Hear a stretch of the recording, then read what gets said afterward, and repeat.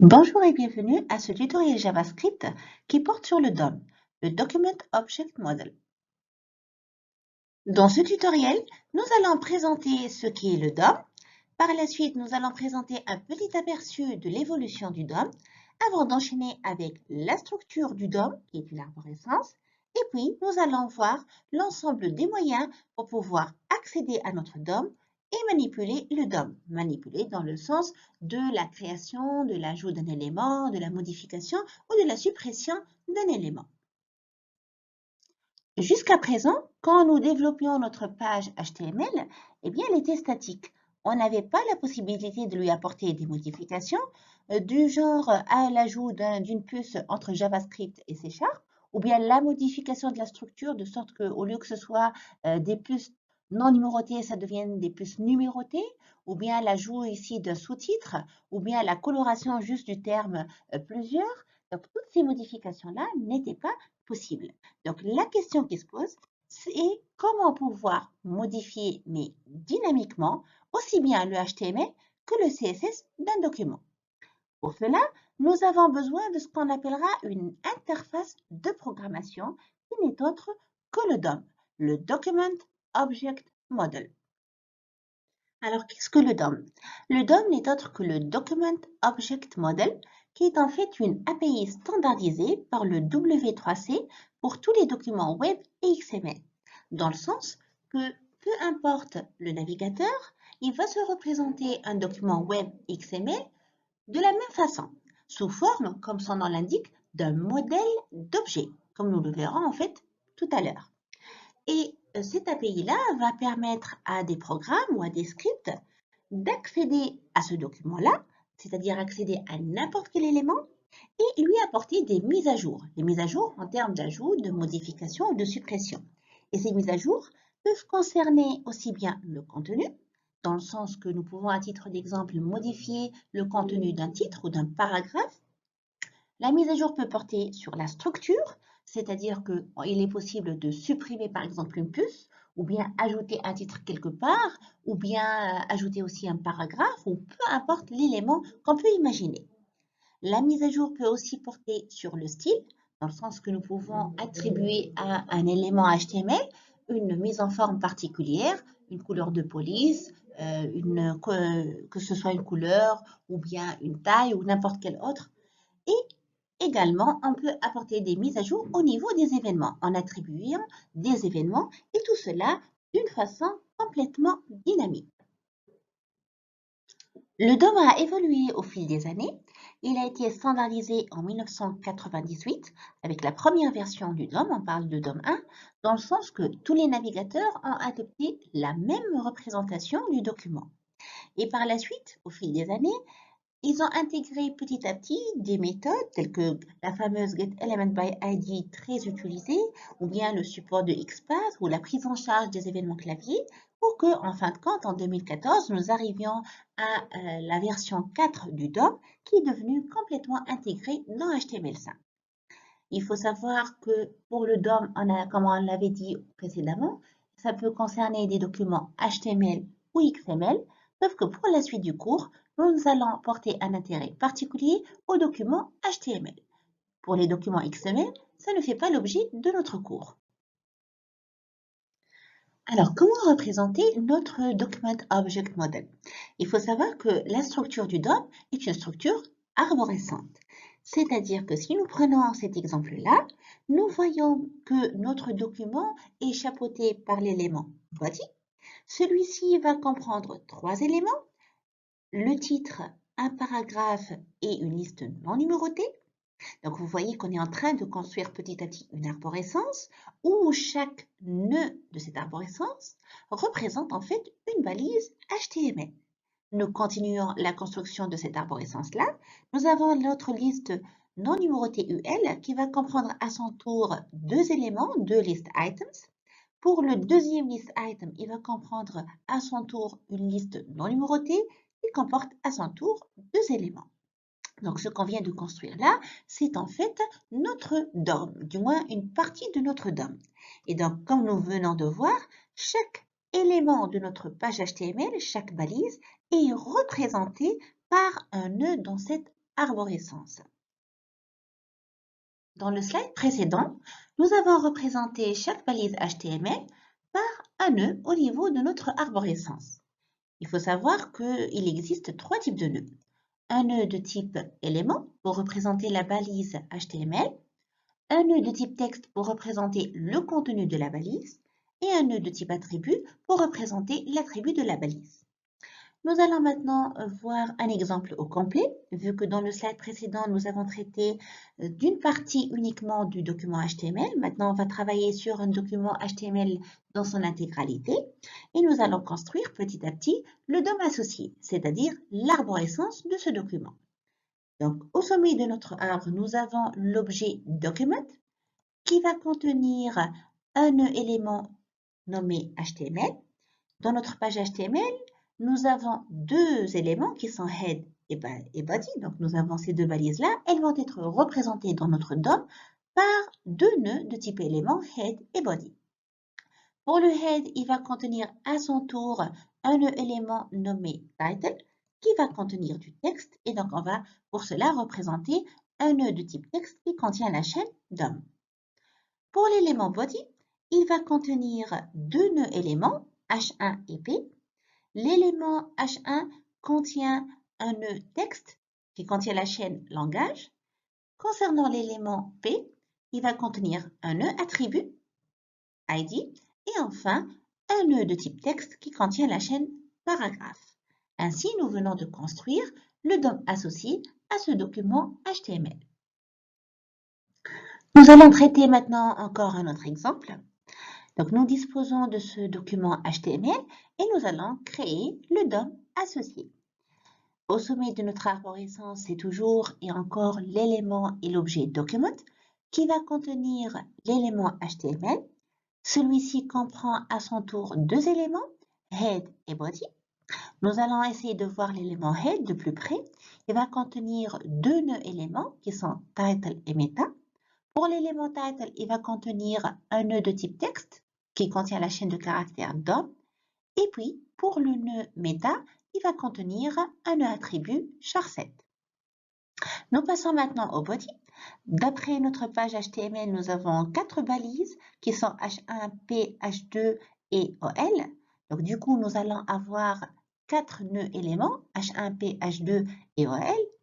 Par la suite, pour le premier nœud H1, il va contenir un nœud texte qui comporte la chaîne titre 1.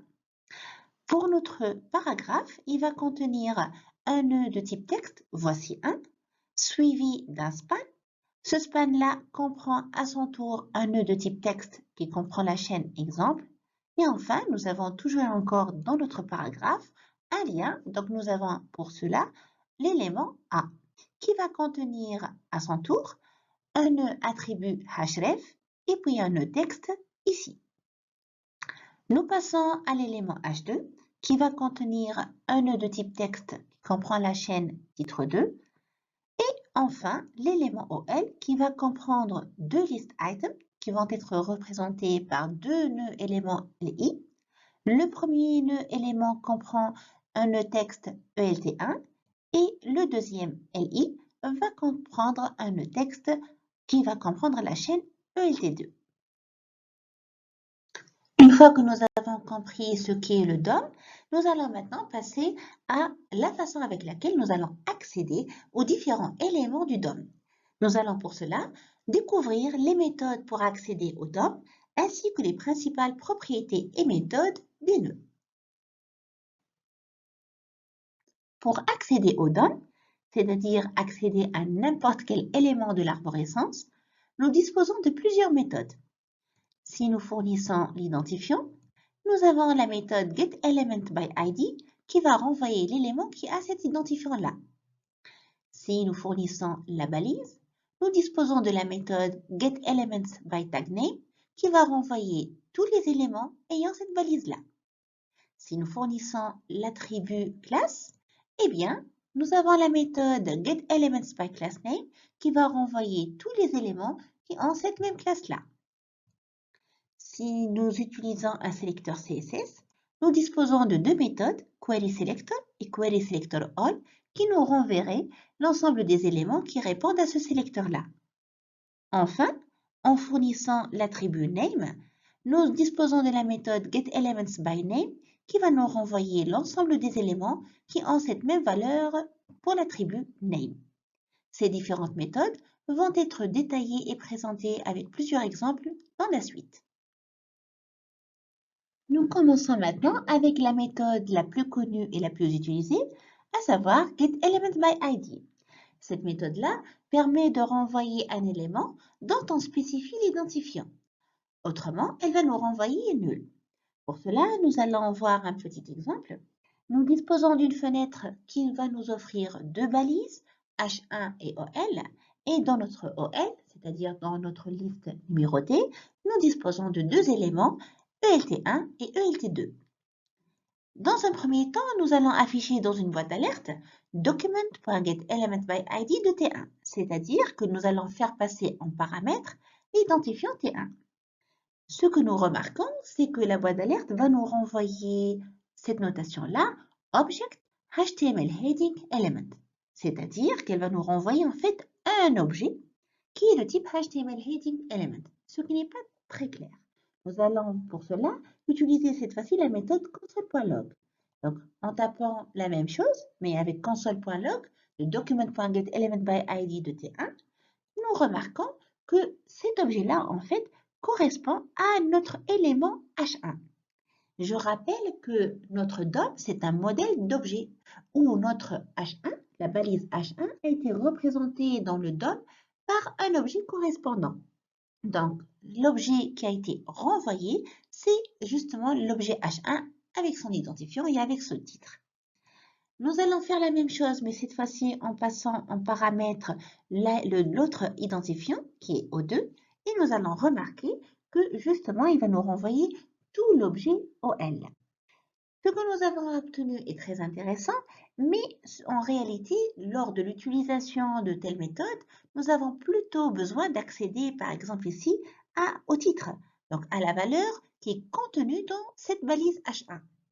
Pour cela, nous allons découvrir donc les différentes propriétés de ces objets, de ces différents nœuds. Comme nous l'avons dit tout à l'heure, le modèle, le DOM, c'est un modèle d'objet et nous savons qu'un objet dispose d'attributs ou de propriétés et de méthodes. Et donc, nous avons ici récupéré tout l'objet H1. Maintenant, on va essayer de récupérer uniquement la chaîne titre 1.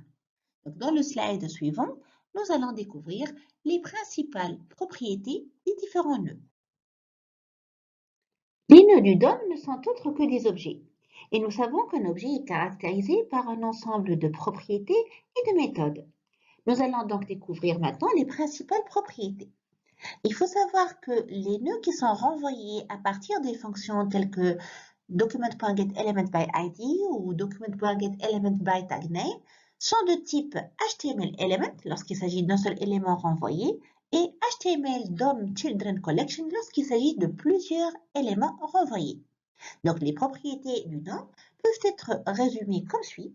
Nous pouvons avoir des propriétés assez simples, telles que InnerHTML, qui va nous renvoyer dans une chaîne de caractères le contenu de la balise HTML. Nous avons la propriété OuterHTML, qui va renvoyer non seulement le contenu de la balise HTML, mais la balise même. InnerText, qui va renvoyer uniquement le contenu textuel de la balise, et c'est exactement la même propriété que TextContent. Ce sont deux propriétés équivalentes. Nous avons également la propriété ID qui va renvoyer l'identifiant de notre élément. TagName pour renvoyer la balise correspondante. ClassName pour renvoyer la classe de notre élément. On peut aussi avoir d'autres propriétés telles que ClassList qui va renvoyer cette fois-ci la liste de toutes les classes correspondant à l'élément renvoyé, ou bien Attributes qui va renvoyer la liste des attributs correspondant à l'élément renvoyé. On peut aussi disposer de propriétés un peu plus avancées, telles que ParentNode, qui va permettre de nous renvoyer le nœud parent, Previous Sibling pour renvoyer l'élément frère qui est précédent, Next Sibling pour renvoyer l'élément frère qui est suivant, First Child pour renvoyer le premier élément ou le premier nœud enfant, last child qui va nous renvoyer le dernier élément ou nœud enfant, et enfin child notes pour envoyer la liste des nœuds enfants. Nous allons découvrir petit à petit ces différentes propriétés à travers une multitude d'exemples. Nous allons reprendre l'exemple de tout à l'heure en faisant appel aux différentes propriétés que nous venons de découvrir. Donc, si nous allons taper document.getElementById de T1, cette expression-là va nous renvoyer tout l'objet suivant qui correspond à la balise H1. .innerHTML va permettre de nous renvoyer en fait uniquement le contenu, c'est-à-dire la chaîne titre 1 qui est placée entre la balise ouvrante et la balise fermante. Si maintenant nous testons la propriété outerHTML, nous allons remarquer qu'il va prendre non seulement le contenu, mais également le balisage.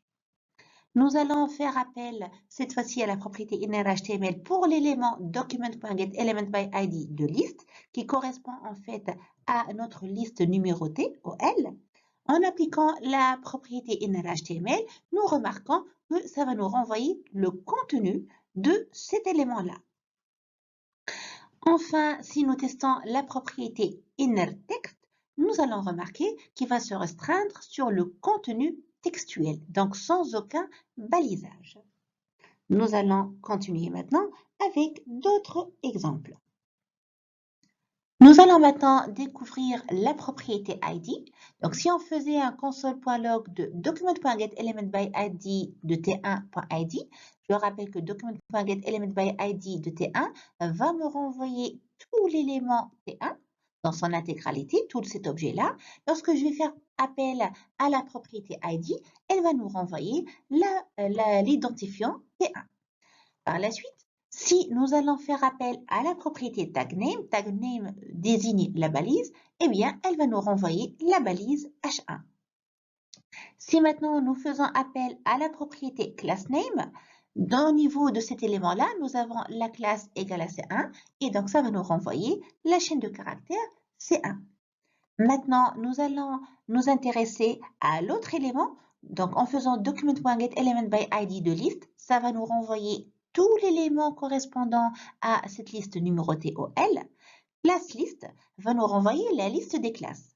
Dans cet exemple-là, nous voyons que pour la classe, nous avons appliqué deux classes, C1 et C2. Donc, ClassList va nous renvoyer un tableau de classes où le premier élément est C1, le deuxième élément est C2. Donc, ClassList de 0 va correspondre à C1 et ClassList de 1 va nous correspondre à C2. Enfin, si nous faisons appel à la propriété attributes, elle va me renvoyer la liste des attributs de l'élément OL, à savoir ID et classe. Nous avons donc deux éléments, ils vont être placés dans un tableau. Attributes de 0 va correspondre à l'identifiant et attributes de 1 va correspondre à la classe. Nous avons tout à l'heure présenté en bref les méthodes pour accéder au DOM. Nous nous sommes attardés sur la méthode getElementById. Nous allons passer maintenant à la suite des méthodes. Nous passons maintenant à la méthode getElementsByTagName qui permet de renvoyer un ensemble d'éléments dont le type de balise est spécifié. Nous allons le voir à travers un exemple. Donc, si nous tapons document.getElementsByTagName de H1, eh bien, nous allons remarquer que cette méthode-là va permettre de renvoyer l'ensemble des éléments dans la balise et H1. C'est pour ça qu'au niveau de l'affichage, nous obtenons une collection de longueur 1 du fait que, dans cet exemple précis, nous n'avons qu'une seule balise H1. Si nous faisons la même chose, mais en passant en paramètre la balise LI, nous allons obtenir deux éléments, donc nous aurons un tableau de deux éléments. Pour accéder au premier élément, nous passons en paramètre et comme indice la valeur 0 pour obtenir ainsi tout l'élément ELT1. Si nous utilisons en plus la propriété innerHTML, elle va permettre de spécifier uniquement le contenu de la balise et va nous afficher ainsi ELT1. Nous passons maintenant à la méthode getElementsByClassName qui va renvoyer l'ensemble des nœuds dont la classe est spécifiée. Dans cet exemple-là, nous allons faire document.getElementsByClassName en passant en paramètre C1. Dans notre exemple, nous avons deux éléments, H1 et OL, qui se partagent cette même classe C1. C'est pour cela qu'elle va nous renvoyer plusieurs éléments. Le premier élément va avoir pour indice 0. Donc, si nous faisons l'affichage avec console.log, ça va nous renvoyer tout l'élément H1. Si nous allons faire la même chose, mais pour l'indice 1, ça va nous renvoyer tout l'objet OL. En faisant appel à la propriété innerHTML, ça va nous afficher exclusivement le contenu de notre liste numérotée. En l'occurrence, ça va nous donner ELT1 et ELT2.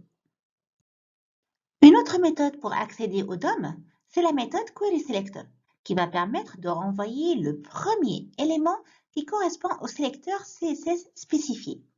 Alors, un petit rappel des sélecteurs qu'on utilise pour définir les styles. Il y a plusieurs notations possibles. Nous allons essayer de les passer en revue rapidement. Donc là, on peut spécifier directement le nom de la balise. À titre d'exemple, si on indique P, ça voudra dire tous les éléments de type paragraphe. Avec le dièse, c'est pour désigner un identifiant. Donc si on note dièse IDF, ça voudra dire l'élément qui aurait pour identifiant IDF.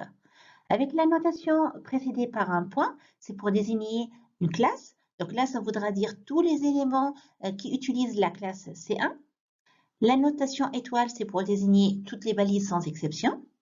Ensuite, si on va indiquer deux balises de suite, ceci voudra dire, dans cet exemple-là, tous les spans qui vont faire partie de notre paragraphe. Ensuite, avec la notation avec un plus, ça voudra dire ici le premier list item qui va en fait suivre notre balise OL. Ensuite, pour cette notation où il est question de définir la balise puis entre crochets l'attribut égal à valeur, ceci voudra dire ici tous les liens dont le titre a pour valeur photo. Enfin, si nous ajoutons une petite étoile, ceci voudra dire qu'il s'agit de tous les liens dont le titre va contenir la chaîne photo. Alors, un petit exemple d'utilisation de la méthode QuerySelector, on va le voir à travers cet exemple-là. Donc là, nous avons document.querySelector de LI, ce qui voudra dire que nous allons récupérer le premier LI de notre page. Là, nous disposons de 1, 2, 3 et 4. Donc, on va récupérer le premier élément LI. Avec la propriété innerHTML, ceci voudra dire le contenu de cette balise-là. Donc, on va récupérer ainsi ELT1. Par la suite, on va faire passer cette fois-ci le nom de la classe. Donc, la notation, ça va être point et puis le nom de la classe. Nous avons ici deux éléments qui utilisent la classe C1. Avec QuerySelector, nous récupérons toujours le premier élément. Et donc, ça va être l'élément correspondant à la balise H1. Avec la propriété innerText qui récupère le contenu textuel, nous allons avoir comme résultat la chaîne titre 1. Par la suite, nous allons faire appel à la méthode QuerySelector en utilisant cette fois-ci un identifiant.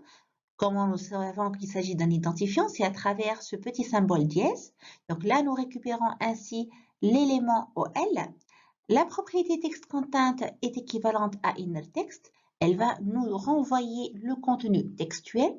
Donc nous allons obtenir ainsi ELT1 et ELT2. Enfin, un dernier exemple, quand on va faire document.querySelector, UL-LI, alors cette notation-là veut dire tous les LI de l'élément EL. Quand on va utiliser la méthode QuerySelector, ça veut dire on va récupérer le premier LI, donc il s'agira de l'élément ELT3. Ensuite, en appliquant la propriété innerHTML, nous allons récupérer tout le contenu, à savoir ELT3. Nous allons maintenant découvrir la méthode QuerySelectorAll. Alors, cette méthode-là va renvoyer tous les éléments qui correspondent au sélecteur CSS spécifié. Donc, tout à l'heure, avec la méthode QuerySelector tout court, ça nous renvoyait le premier élément. En revanche, QuerySelectorAll va nous renvoyer tous les éléments. Donc, on va avoir un tableau d'éléments. Donc, nous allons reprendre le même exemple. Et donc là, nous avons document.querySelectorAll.c1. Alors, on commence à décortiquer toute cette expression-là. Alors, nous allons chercher ici tous les éléments qui utilisent la classe C1. Il s'agit de l'élément H1 et de l'élément EL. Donc, ça va nous renvoyer deux éléments. On va avoir un tableau de deux cases. La première case pour indice 0. Donc, ici, document.querySelector de all.c1 de 0 va désigner le premier élément là. Ensuite, avec la propriété InnerText, nous allons récupérer le contenu textuel pour obtenir ainsi titre 1. Si maintenant nous allons utiliser Query Selector All ULLI, ceci voudra dire tous les éléments LI qui font partie de UL. Donc tous ces éléments-là, il s'agit du premier élément ELT3 et du deuxième élément ELT4. La propriété length va me renvoyer le nombre d'éléments et donc dans notre cas, nous avons 2. Enfin, si maintenant je veux récupérer le deuxième élément, puisque le premier élément a pour indice 0, le deuxième élément a pour indice 1, ceci voudra dire qu'on fait allusion à cet élément-là. Avec la propriété innerHTML, nous allons récupérer le contenu, à savoir ELT4. Nous passons maintenant à la dernière méthode, getElementsByName, qui permet de renvoyer un ensemble d'éléments ou de nœuds portant une valeur d'attribut name spécifique. Dans cet exemple, nous disposons d'un formulaire qui va comprendre une zone de texte dont le name est txt et 2 boutons en radio dont la propriété name égale à rd. Si nous affichons console.log de document.getElementsByName de rd, donc on va chercher tous les éléments dans la propriété name et rd. Nous avons ici 2 éléments, donc la propriété length va nous renvoyer la valeur 2. Si maintenant nous affichons document.getElementsByName de rd entre crochets 1, ceci veut dire que nous allons accéder au deuxième élément. Du moment que le premier élément a pour indice 0, nous faisons référence donc à cet élément-là. En accédant à la propriété value, ça va nous afficher la chaîne de caractères C#. Nous avons passé en revue tout à l'heure quelques propriétés simples des nœuds DOM. Maintenant, nous allons découvrir quelques propriétés plus avancées à travers l'exemple suivant. Nous disposons ici d'une liste non numérotée qui comprend 3 éléments, donc 3 items. Cet item-là comprend à son tour 3 éléments, un span, un lien et un paragraphe. Alors, il faut savoir que le DOM nous offre plusieurs propriétés permettant d'accéder aux éléments dans l'entourage. Nous commençons par la propriété parentNode qui va permettre de renvoyer l'élément parent. Nous disposons aussi de la propriété nextSibling pour désigner l'élément qui va suivre et puis previewSibling pour nous renvoyer l'élément précédent. Par la suite, si nous souhaitons accéder aux enfants, nous disposons de la propriété childNodes qui va nous offrir un tableau d'enfants. Là, pour accéder au premier élément, il s'agit de childNodes de 0, childNodes de 1, de 2 et ainsi de suite. Nous pouvons également accéder au premier enfant à travers la propriété firstChild et puis nous pouvons accéder également au dernier élément grâce à la propriété lastChild. Passons maintenant alors à un exemple. Donc là, nous disposons d'une liste non numérotée qui va contenir 3 éléments A, E et O. Et nous allons essayer de découvrir les différentes méthodes. Donc, nous avons ici déclaré un élément qui va recevoir document.getElementById IDF, c'est-à-dire je vais accéder à l'élément qui a pour identifiant IDF. Il s'agit de cet élément-là, donc c'est l'élément E. Donc, la première instruction, notre ELT, va contenir en réalité le list item E. Ensuite, on va afficher dans une fenêtre console, par rapport à cet élément-là, son élément parent, donc le parent node de ce list item ne va être autre que le EL. Par la suite, en faisant appel à la propriété tagName, ça va nous renvoyer le nom de la balise, en l'occurrence ici, c'est EL. Par la suite, toujours par rapport à cet élément-là, si nous allons chercher le previous sibling, c'est-à-dire le frère précédent, il s'agit ici du A, innerHTML va désigner ce qui est placé entre la balise LI et /LI, ça va nous afficher A. Ensuite, si nous passons à next sibling, c'est-à-dire par rapport à notre élément E, le prochain élément frère n'est autre que le list item associé au O. Avec la propriété innerHTML, ça va nous afficher O. Enfin, nous allons déclarer un autre élément ELT2. Nous allons accéder à l'élément ayant pour identifiant liste, donc il s'agit de cet élément-là. Par rapport à cet élément-là, EL, nous allons accéder à la collection de nœuds, child nodes, c'est-à-dire la liste des nœuds, et on va essayer d'afficher le nombre d'éléments. Par rapport à ce UL-là, nous avons un élément, deux éléments, trois éléments, et donc ça va nous afficher ici la valeur 3. Le DOM offre également d'autres méthodes permettant de manipuler les nœuds, telles que hasAttribute, qui renvoie si un attribut existe ou non, getAttribute pour renvoyer la valeur d'un attribut, setAttribute pour modifier le contenu de la valeur d'un attribut, removeAttribute pour supprimer un attribut, focus qui va donner le focus à un élément, et enfin blur qui va retirer le focus d'un élément. Nous passons maintenant à la manipulation du DOM. En d'autres termes, comment ajouter un élément à notre DOM, comment remplacer un élément, supprimer ou encore cloner un élément de notre DOM. Pour ajouter un élément au DOM, il faut avant tout créer le nœud en question et par la suite l'ajouter dans le DOM. S'il s'agit d'un nœud de type élément, l'instruction correspondante est document.createElement et entre parenthèses la balise. La balise qui peut être P par exemple pour créer un paragraphe, H1 pour créer un titre de niveau 1 et ainsi de suite.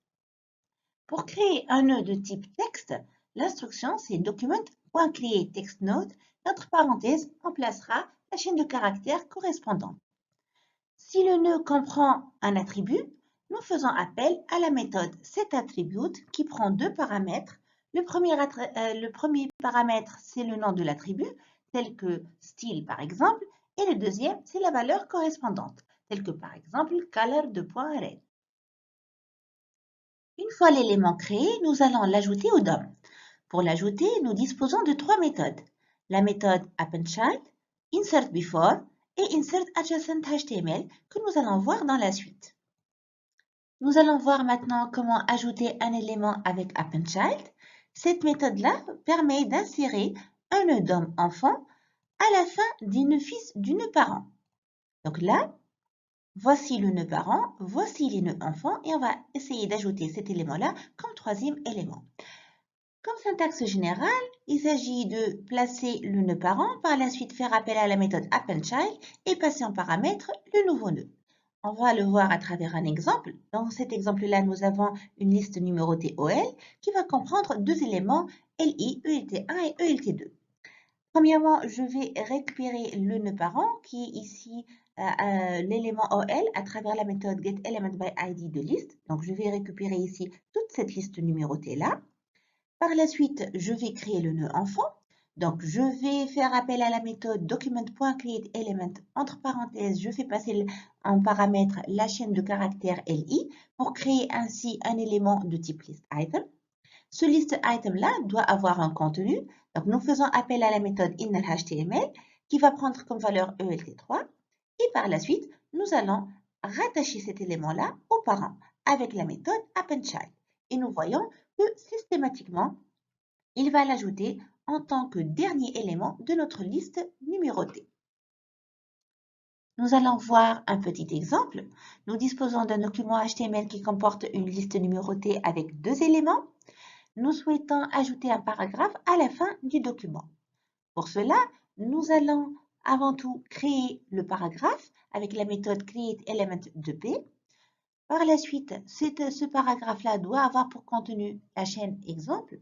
Et donc, soit on va l'associer en faisant p.innerHTML égale à exemple comme tout à l'heure, soit nous allons considérer que cet exemple-là n'est autre qu'un nœud texte qui est enfant du paragraphe. Et donc, on va faire document.createText de node de exemple pour créer le nœud texte et on va l'associer au paragraphe avec la méthode appendChild. Maintenant, pour ajouter notre nouveau paragraphe à la fin du document, donc le nœud parent, c'est document.body, .appendChild pour ajouter à la fin, et ensuite, on passe en paramètre ce paragraphe-là. Ainsi, nous avons créé ce paragraphe-là en fin d'élément de notre body. Donc, c'est le dernier élément enfant du body. Nous souhaitons maintenant ajouter un attribut ID égale à part à ce paragraphe-là. Pour cela, nous allons faire appel à la méthode setAttribute qui prend en paramètre le nom de l'attribut et ici c'est ID. Par la suite, la valeur de l'attribut qui est par. Ainsi, ce qui va se passer, c'est que le paragraphe va être modifié et nous avons l'attribut ID égale à part qui a été ajouté. Nous venons de découvrir la méthode setAttribute. Il faut savoir que nous disposons d'autres méthodes telles que la méthode hasAttribute qui va permettre de renvoyer si un attribut existe ou non. Par la suite, la méthode getAttribute qui va renvoyer la valeur d'un attribut passé en paramètre. La méthode setAttribute qui va permettre soit de modifier la valeur d'un attribut, soit d'ajouter carrément cet attribut-là. RemoveAttribute qui va supprimer un attribut passé en paramètre. Par la suite, la méthode focus qui donne à l'élément le focus et la méthode bool qui va lui enlever le focus. Nous allons maintenant découvrir la méthode insertBefore qui va permettre d'insérer un nœud DOM avant un nœud référence comme fils du nœud parent. C'est-à-dire, si là j'ai un nœud parent, j'ai ici deux nœuds. Si je considère ce nœud-là comme étant un nœud référence, alors le nouveau nœud qui va être ajouté avec la méthode insertBefore va être placé tout juste avant. Donc la syntaxe générale va être la suivante. Nous avons ici le nœud parent. Par la suite, on fait appel à la méthode insertBefore qui prend deux paramètres. Le premier paramètre, c'est le nouveau nœud qui va être ajouté. Et le nœud référence, ça va être le nœud à partir duquel on va ajouter un élément juste avant. Nous allons voir ça à travers un exemple. Donc toujours le même exemple avec une liste numérotée qui comporte deux éléments ELT1 et ELT2. En premier lieu, nous allons récupérer dans la variable parent, nous allons récupérer la liste numérotée avec la méthode getElementById en passant en paramètre justement l'identifiant liste. Donc parent fait référence à la liste numérotée OL. Par la suite, on va considérer que la référence va être l'élément ELT2. Et comment ça? Nous allons faire appel à la méthode querySelectorAll de LI qui va me renvoyer tous les list items. Là, nous en avons deux. Le premier a pour indice 0, le deuxième a pour indice 1. Donc, cette instruction-là permet de considérer que le deuxième élément, c'est lui qui va être placé dans notre référence. Maintenant, on va créer notre nouvel élément avec la méthode createElement de LI. On va associer comme contenu la chaîne new et ensuite, ce qu'on va faire, donc la syntaxe est la suivante. Nous avons dit le nœud parent, c'est-à-dire notre liste numérotée. InsertBefore, on va ajouter le nouvel élément qu'on a nommé newLi juste avant le nœud référent, c'est-à-dire juste avant ELT2. Et ainsi, nous allons avoir le nouvel élément placé ici. Là, nous passons à la dernière façon pour ajouter un élément. Ce sera avec la méthode insertAdjacentHTML qui va permettre d'ajouter cette fois-ci du code HTML à l'une des 4 positions suivantes. Donc, il y a une position qui est nommée beforeBegin, avant l'élément lui-même, c'est-à-dire que si nous disposons ici d'un nœud dont le contenu est indiqué ici par contenu element, eh bien, beforeBegin va être placé juste avant ce nœud-là. Si nous indiquons comme position afterBegin, c'est-à-dire juste à l'intérieur de l'élément avant son premier enfant, donc par rapport à notre nœud, voici le premier enfant et nous allons ajouter ici notre code HTML avec la propriété afterBegin. Ensuite, before end, c'est-à-dire avant la fin, c'est-à-dire quand nous allons ajouter notre code HTML juste à l'intérieur de l'élément, voici l'intérieur de l'élément, mais après son dernier enfant. Voici le dernier enfant, c'est contenu élément. Donc, before end va indiquer cette position-là. Enfin, after end, c'est-à-dire après la fin, donc après, tout juste après l'élément nœud, ici, cet emplacement-là va être after end. Donc, pour résumer, notre syntaxe générale, ça va être d'une façon générale, nous indiquons un nœud. Ensuite, le nom de la méthode, c'est insertAdjacentHTML. Ensuite, on va indiquer la position, beforeBegin, afterBegin, before end ou after end, sous forme de chaîne de caractères. Et ensuite, on va placer ici notre code HTML.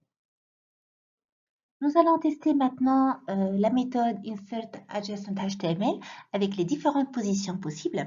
Donc pour cela, on va partir sur cet exemple-là où nous disposons comme d'habitude d'une liste numérotée qui comporte deux éléments.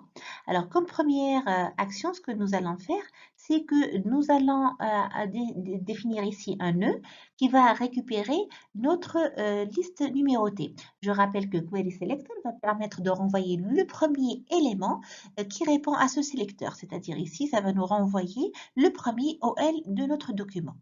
Par la suite, lorsqu'on va faire insert adjacent HTML, before begin, donc ça veut dire ça va être avant ce nœud-là, donc ça va être placé avant le OL. Et qu'est-ce que nous allons y placer?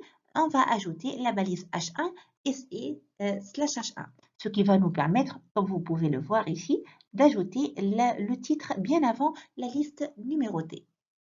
Par la suite, nous allons faire appel toujours à la méthode InsertAdjacentHTML, mais cette fois-ci after begin. Alors, after begin, c'est-à-dire par rapport à cette liste numérotée, juste après cette balise OL et bien avant le premier élément. Donc, on va ajouter ici un premier élément, LI, qui va avoir pour contenu E0. Donc, c'est ce que nous voyons ici. Par la suite, nous allons tester la méthode beforeInt. Donc, before, ça veut dire avant et int, fin. Donc, avant la fin de cette liste numérotée, la dernière chose, on va ici ajouter un élément. Donc, on va ajouter l'élément fin. Et voilà, on vient de le placer ici. Enfin, dernière position possible, c'est afterInt. AfterInt, c'est-à-dire juste après la fin de l'élément OL, nous allons ajouter ici un paragraphe fin. Et voilà le résultat obtenu. Nous avons vu jusqu'à maintenant différentes techniques pour pouvoir ajouter un élément au DOM. Maintenant, nous allons voir comment pouvoir remplacer un élément du DOM par un autre nœud. Donc, la méthode replaceChild va remplacer un ancien nœud par un nouveau nœud. Donc, pour cela, la syntaxe est assez simple.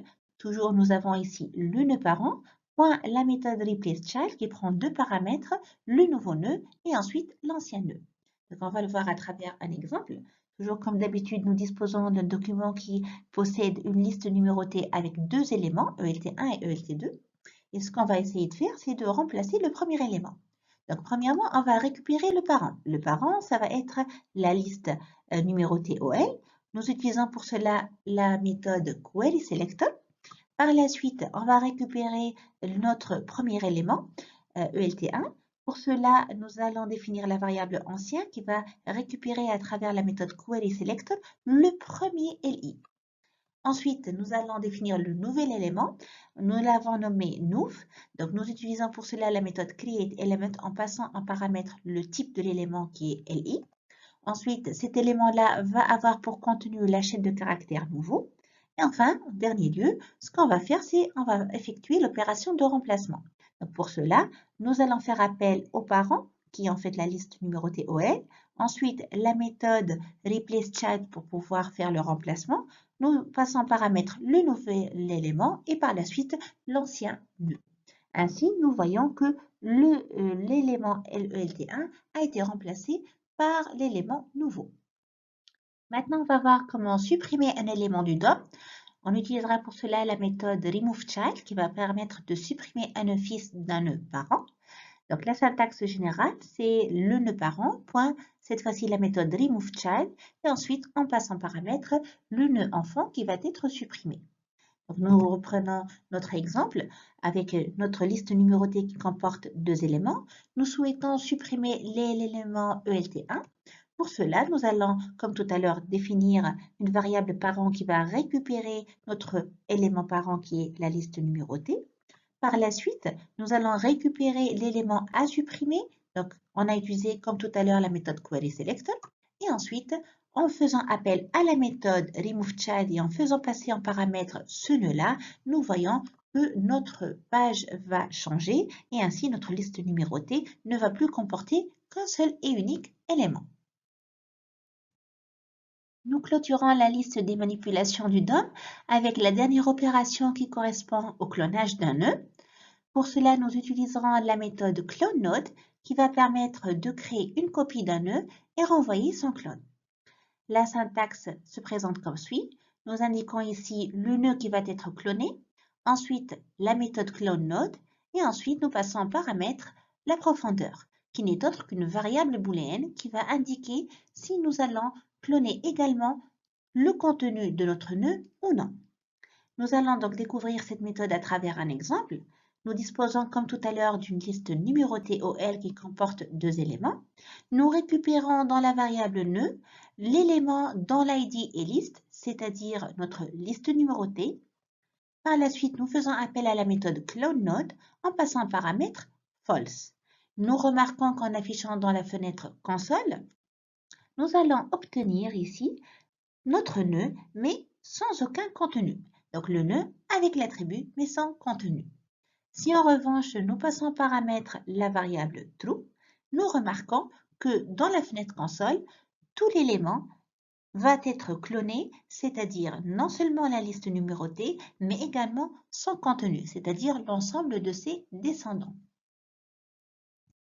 Nous avons ainsi terminé notre tutoriel qui porte sur le DOM. Rendez-vous dans d'autres tutoriels.